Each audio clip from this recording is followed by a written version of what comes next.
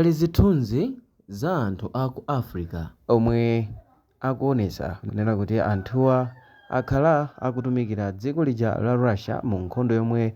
akumenyana ndi dziko lija la Ukraine. Ndipo mwa anthuwa atafunsidwa kamba kuti akhala akugwidwa ndi gulu la asilikali aku Ukraine, akhala akufotokoza kuti akhala akutumikira kumeneku ku Russia koma mwakusafuna kwawo, ndipo izi zakhala zikuchitika powalonjeza kuti aziwapasa ntchito za malipiro apamwamba komanso kuwayikira ndi kuwapasa zonse zosowa zawo kumeneku ku Russia. Ndipo mwa anthu amene akhala akugwidwa omwe ndi aku Africawa ndi m'mayiko monga Malawi, ndipo anthuwa akhala akupezeka mu gulu limodzi la anthu omenya nawo nkhondo mdziko la Russia omwe akhala akugwiritsidwa ntchito pomakatumiza ma drone mu dziko la Ukraine, komanso akhala akugwiritsidwa ntchito m'makampani opanga ma drone kumeneko. Anthu amenewa ena mwa iwo ndi amene adapita mdziko la Russia pa education scholarship kapena kuti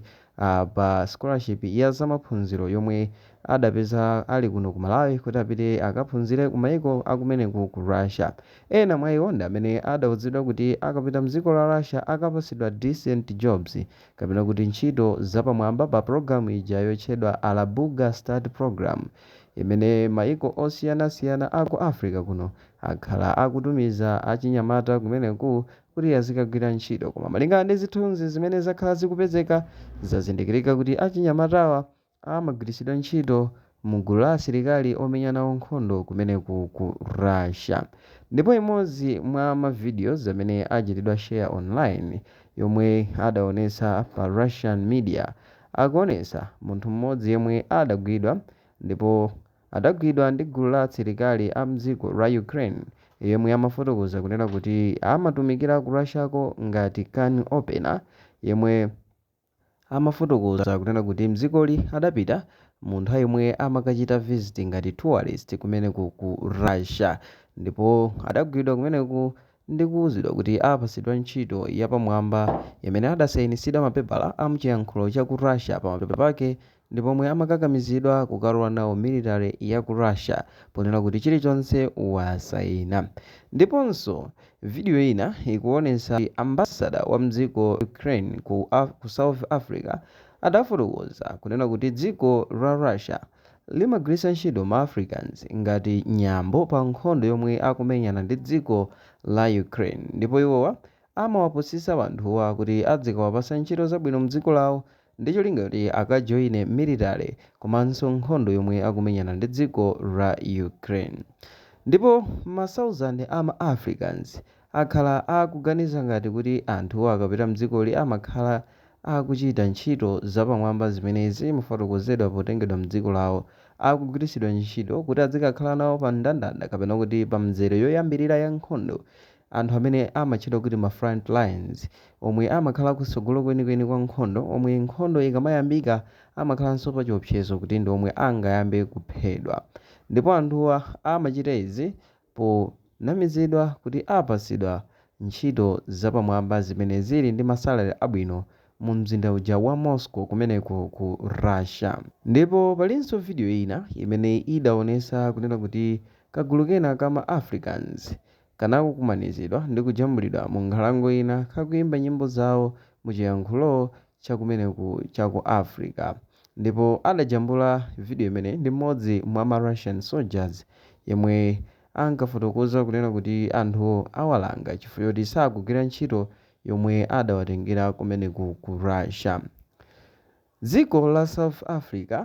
malingana ndi kafukufuku lapezeka ndi ma cases okwana 17, kuti anthu okwana 17 ndi omwe adatengedwa mdziko la South Africa kupita ku Russia kumene amakagwira ntchito, kumene adapusitsidwa kunena kuti akukawachititsa ma training au bodyguard kuti azikatumikira chipani chija amachitchula kuti Zuma's Mkhonto Wesizwe. Ndipo anthu 17 amenewa adadzera m'manja mwa yemwe ndi mwana wa Jacob Zuma, president wakale wa dziko limene la South Africa, amene ndi Duduzile Zuma Sabdula. Ndipo nkhani imeneyinso ndi yomwe akuimbidwa nayo milandu kumeneku ku South Africa poganiziridwa kuti amachita trafficking powapusisa anthu akuti akukawachitisa matraining au bodyguard kuti azizatumikira chipani chawo, ndipo m'malo mwake adasala konko ku Russia kumene amatumikira military ya mdziko la Russia. So akuimbidwa mlandu kunena kuti iyeyi adalandira ndalama zomwe amagwiritsa ntchito ngati kuti wagulitsa wanthu, ndipo powachotsa mdziko la South Africa adawapusisa kuti akukawachitisa matraining kuti akazabwera azizatumikira chipani chimenechi cha Mkhonto Wesizwe MK Party. Ndipo m'malo mwake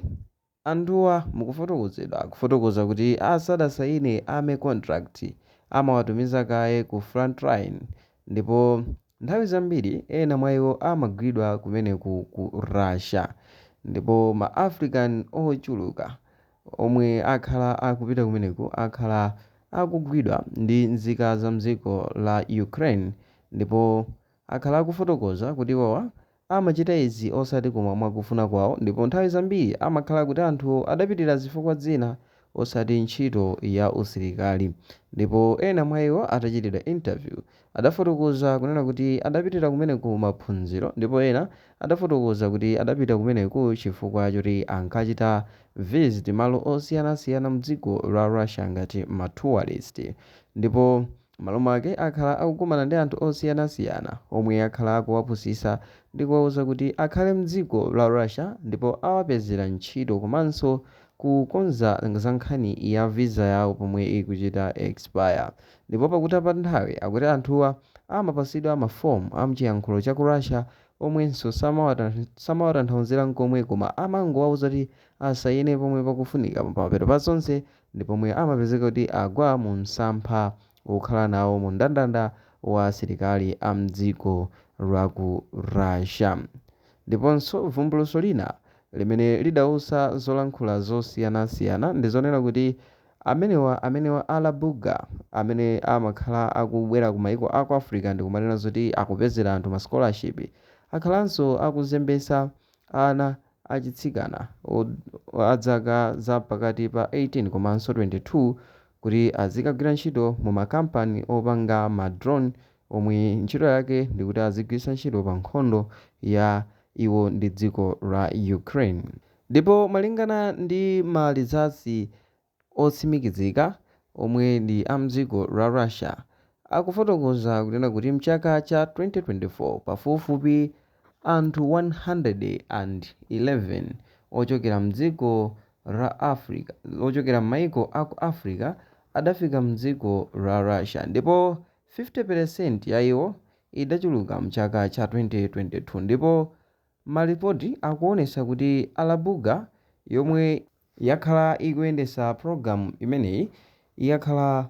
ikunamiza anthuwa kuti aziwapezera ntchito, komano atapita uku ntchito zomwe amawapasa ndi ntchito yomenya nkhondo. So malingana ndi malipoti amene takuwerengerani zikuonesa kuti chifukwa cha kusauka kwa maiko aku Africa, maiko aku azungu apezerapo mwayi ofuna kumapusisa anthu kuti akawapasa ntchito zolinga zawo zili zofuna kuwagwiritsa ntchito mu nthawi ya nkhondo. Ndizomvetsa chisoni kuti maiko aku Africa nzika zake zimapezereredwa kwambiri muzochitika zosiyanasiyana, ndipo malingana ndi zimene takhala tikuona komanso kuwerenga tinapeza kuti maiko aku Africa amapezereredwa mu zinthu zochuluka kwambiri, ndipo mzungu munthu wa ku Africa amamuona kukhala munthu mmodzi mwa anthu opusa kwambiri, ndipo malingana ndi kutipezerera kwawo akhala akugwiritsa ntchito njira zosiyanasiyana ndi kumagwiritsanso anthu ntchito wa ku Africa ngati akapolo. So malingana ndi nkhani imene tikufotokozayi kunena kuti anthu ochuluka ochokera ku Africa akhala akugwiritsidwa ntchito ngati amodzi mwa anthu amene atumikire ntchito pa nkhondo ya Ukraine komanso Russia, ndipo malipoti ambiri amaonesa kuti anthu ena sabweranso ndi moyo komano kuphedwa. Ndipo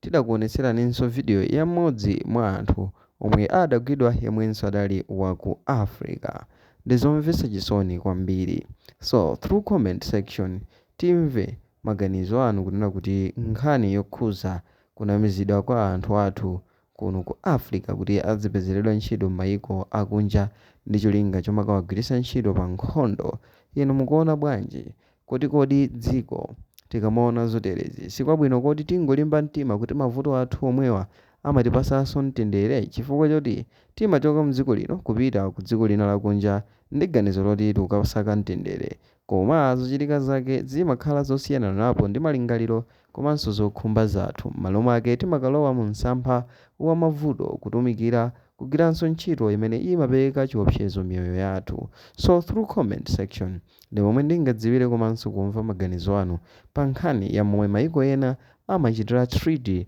nzika za ku Africa. Andi mu video ya mtsiku la lero mudali ndine wanu Mike Thompson, ndipo ngati mwayikonda musayiwale kuchita like komanso subscribe kuti tithenso kupatsirani ena mwa mavidiyo amene tikukonzerani pano pa Sam Mavita YouTube channel. Bye.